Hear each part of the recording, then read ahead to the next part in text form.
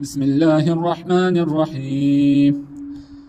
آمن الرسول بما أنزل إليه من ربه والمؤمنون كل آمن بالله وملائكته وكتبه ورسله لا نفرق بين أحد من رسله وقالوا سمعنا وأطعنا غفرانك ربنا وإليك المصير.